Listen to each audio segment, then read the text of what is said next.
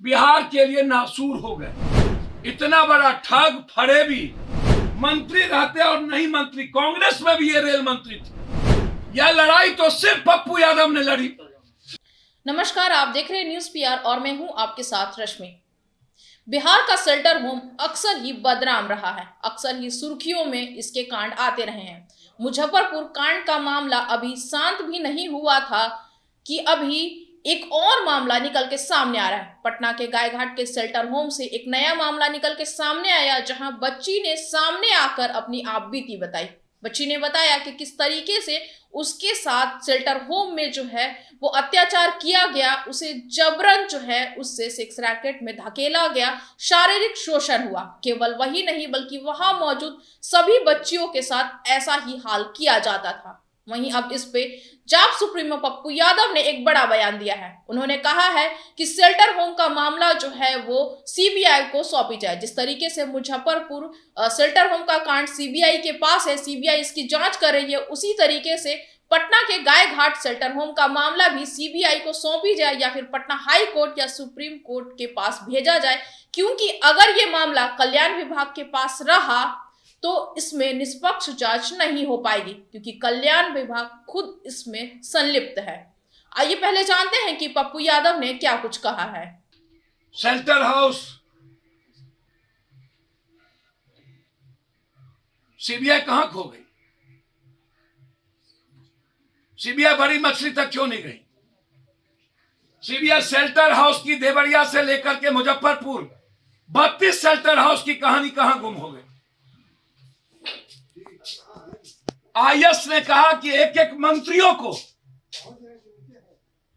मंत्री के पास, एक एक विधायक मंत्री एमपी के पास लगभग 60% के पास शेल्टर हाउस की बेटियां पहुंचती थी। उसमें सबसे ज्यादा आईएएस आईपीएस। कल्याण विभाग की पूरी इंक्वायरी होने की जरूरत है।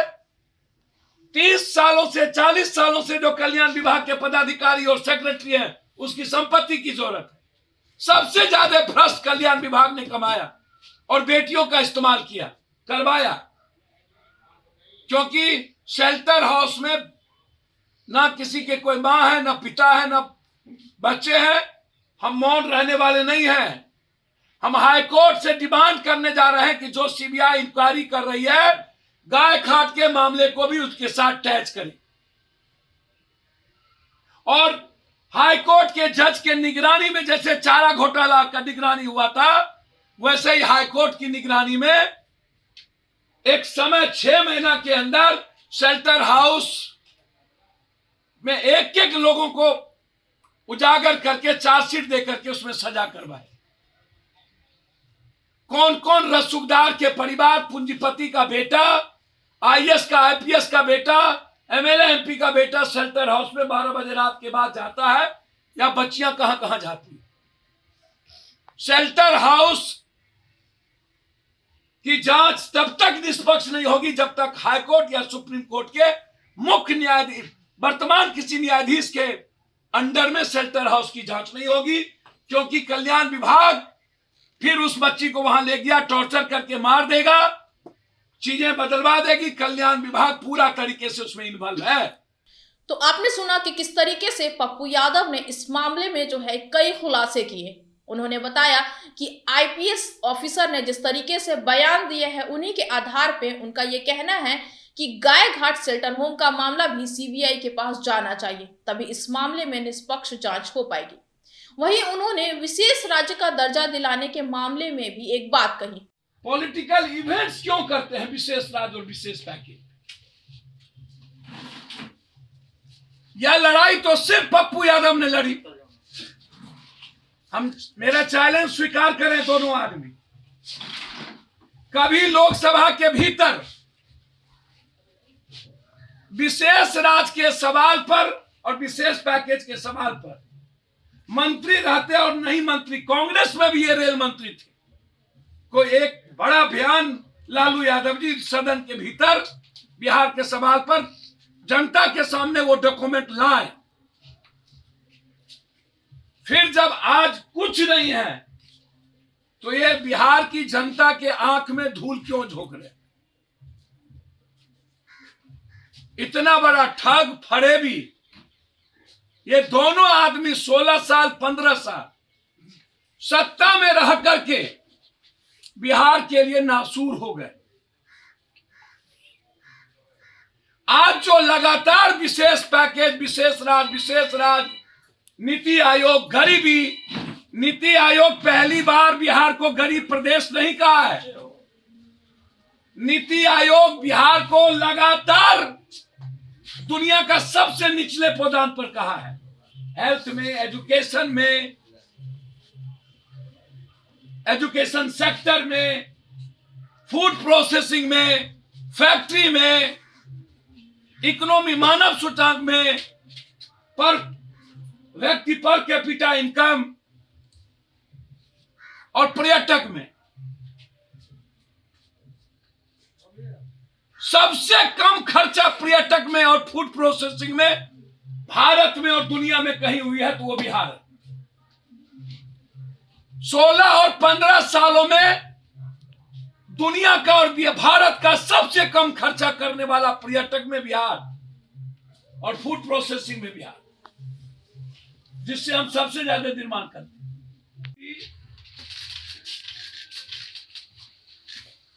अब बीजेपी इन दोनों के सत्ता और सियासत के चलते बिहार के, तो मैं हर दिन सदन में बिहार बंटवारे का विरोध करता है। सब दिन मतलब सब दिन।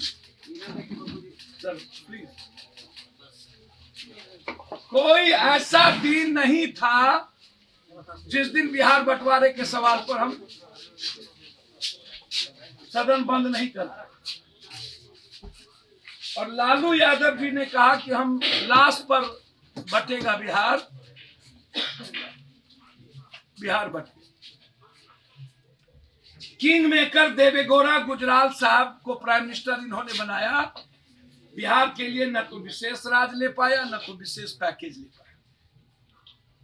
मैं चैलेंज करता हूं लालू यादव जी को और नीतीश कुमार जी, दोनों आदमी, जब आप अटल जी की सरकार में थे तो आप विशेष पैकेज क्यों नहीं लिए? जबकि मेरा नीतीश जी जब रेल मंत्री थे तो मेरा स्पीच है, नीतीश जी से मैंने कहा था कि आप अच्छे रेल मंत्री हैं, बिहार के लिए विशेष फैक्ट्री और बाढ़ के सवाल पर, पर्यटक के सवाल पर विशेष पैकेज आप डिमांड कर लीजिए, ले लीजिए।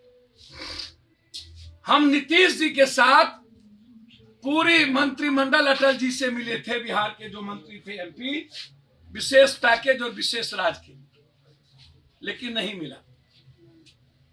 तब तो नीतीश जी थे उस वक्त, और 16 सालों से दोनों सरकार, केंद्र और बिहार, नीतीश जी के साथ है। फिर ये दोनों भाई नीतीश जी और लालू जी बिहार विशेष राज और विशेष पैकेज को राजनीतिक पॉलिटिकल एजेंडा बना के क्यों रखा हुआ? वोट की राजनीति क्यों करते? गर्ल्स हॉस्टल है, वह सरकार के अंडरटेकिंग में वो गर्ल्स हॉस्टल चलनी चाहिए, जहां सुरक्षा का, मानक का, सीसीटीवी कैमरा का, और वहां पर कौन बेटी कौन बहन किस हॉस्टल में रहती है उसकी पूरी लेखा जोखा थाने के साथ सरकार के पास रहनी चाहिए। वह मेरी बेटी हो या किसी की बेटी, किसी की बहन, क्योंकि गर्ल्स हॉस्टल जहां है वो सुरक्षित नहीं है। बहुत क्लियर है, क्योंकि हमारी बेटी का ना तो कोई मां यहां होती है, ना पिता, ना भाई, ना लोकल गार्जियन।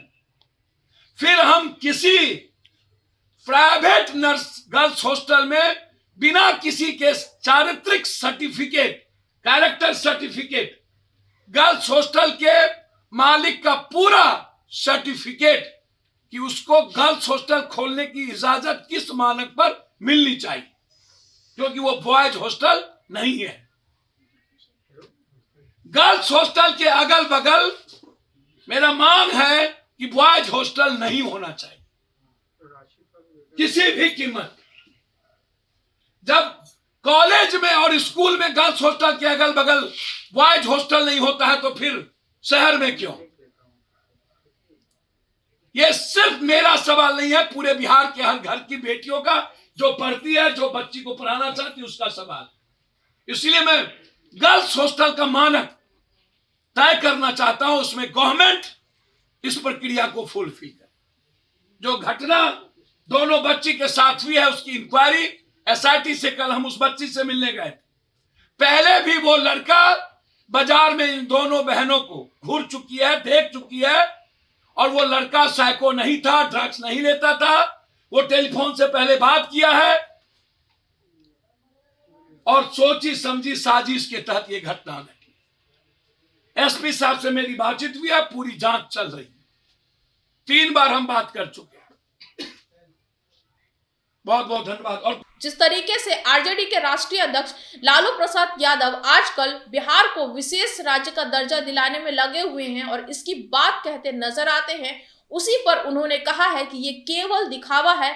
आरजेडी अगर करना चाहती तो वह पहले कर देती। जब लालू प्रसाद यादव रेल मंत्री थे तब उन्होंने संसद में ये बात क्यों नहीं उठाई थी और अब इसकी चर्चा क्यों हो रही है? जेडीयू पार्टी और आरजेडी पार्टी केवल बिहार को लूटने का काम करती है, ये केवल दिखावा है। आगे इसी तरह के खबरों के लिए बने रहे हमारे साथ और हमारे चैनल को लाइक, शेयर और सब्सक्राइब जरूर करें। साथ ही हमारे फेसबुक पेज को फॉलो करें। धन्यवाद।